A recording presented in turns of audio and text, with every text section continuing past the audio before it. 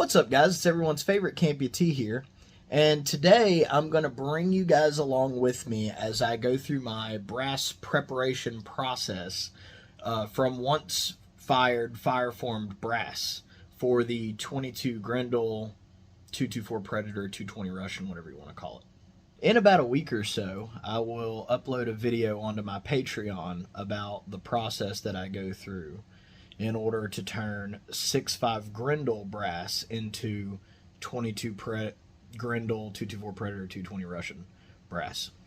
I have nearly 300 pieces of 22 Grendel once fired brass. The first step is I need to clean this nasty shit. Look at that nasty shit. To clean my brass, I'm using a Frankford Arsenal vibratory tumbler with walnut media. Most of my brass is real fucking dirty. And the reason why is because it was fired with the 22 Grendel with a suppressor.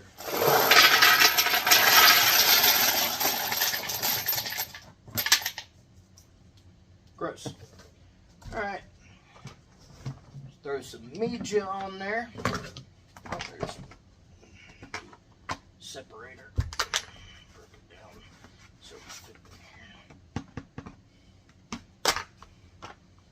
Pour this schmedia on here.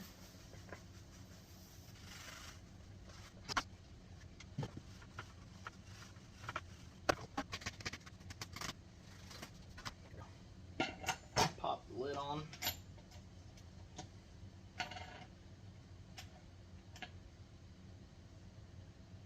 Seal it up with a wing nut and a washer. Turn it on and leave the fucking room.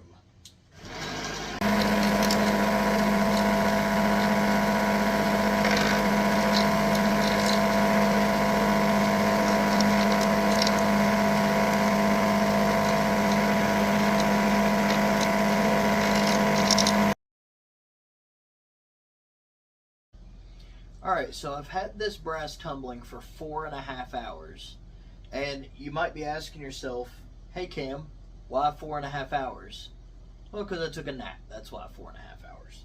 So I'm about to separate the brass from the media using the media separator.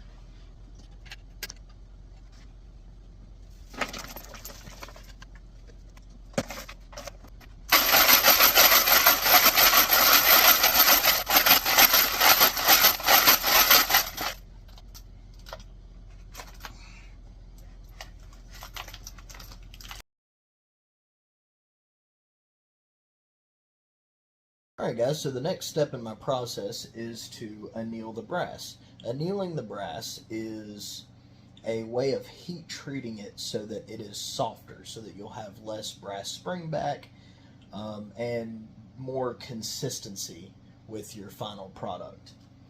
As you run a piece of brass through your chamber, seat a bullet into the neck of the case, whenever you bump the shoulder back, all of those things are work hardening the brass.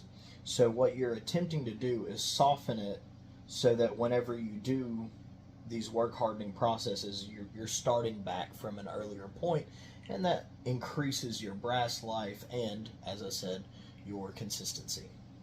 If you've been on my channel for a while, you know that I've used the Annealy's annealer for quite a few years, very successfully. But I decided recently to upgrade to the EP Integrations 2.0 annealer. This is Todd Elfster's design, and I gotta say, it is so stupid simple to use. And as someone who reads above a 3rd grade level, but was still an infantryman in the Army, I can appreciate this device for its simplicity and effectiveness. On my Patreon, I will do a video about how stupid simple this thing is to set up. But I'm not going to bore you guys with it on my YouTube channel because these are two completely different platforms. One of the things that Todd talks about that I've never done is he keeps a box of sacrificial brass for setting up his annealer. And I never thought about that being a important step, really. I would just kind of like let the first one roll and just, run it and not really worry about it. But the more I thought about it, the more I realized that, that is really smart. So I have started implementing that myself. Sorry. This is my sacrificial brass for setting up my EP Integrations Annealer 2.0. I will set it up using this brass, and then once it's set up, then I will start rolling through the 22 Grendel brass and, just kind of like let it go. This is the tank holder that comes with the EP Integrations 2.0 annealer, and it is for the long, narrow propane tanks. And unfortunately, the only tanks that I have are the Coleman tanks, which are too fat for that. So, with a little bit of redneck ingenuity, I slapped a C-clamp on there, and now I can set it up similarly.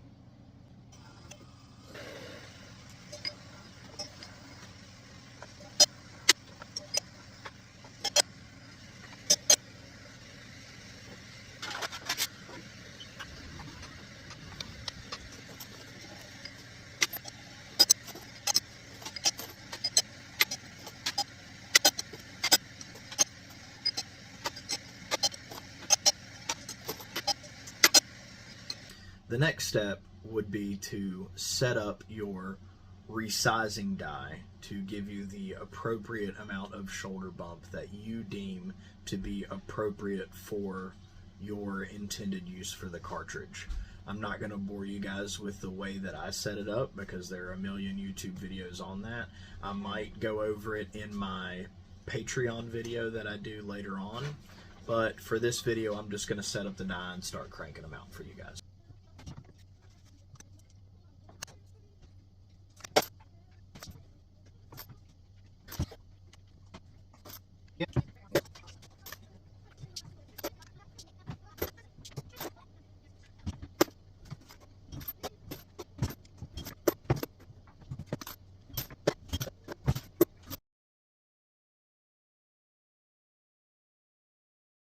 The next steps will be to trim the brass, chamfer and deburr the case mouth, and clean the primer pocket. In front of me I have the Frankford Arsenal Platinum Series Case Prep Center.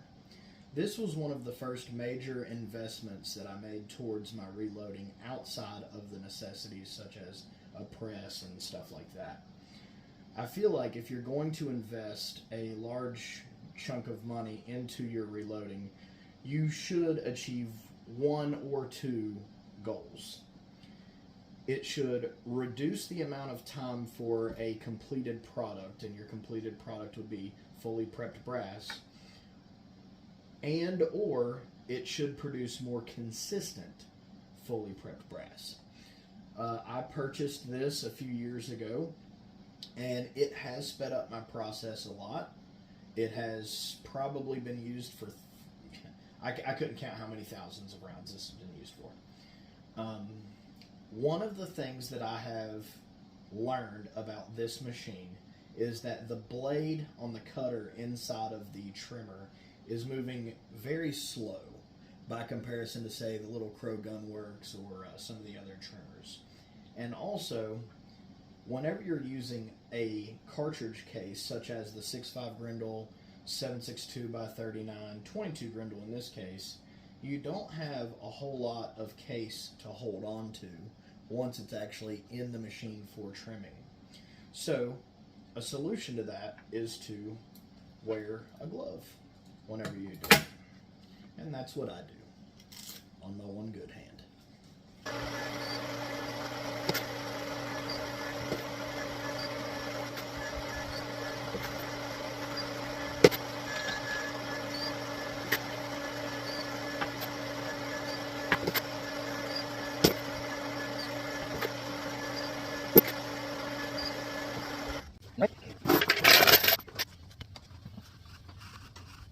Now, the last step for me before primer, powder, and projectile is to run it through the vibratory tumbler for another 15 or 30 minutes just to get those brass shavings off from the trim, chamfer, and deburr.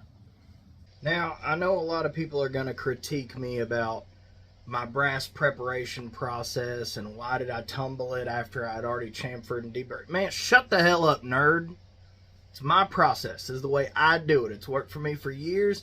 If you don't like it, fucking do it your own way.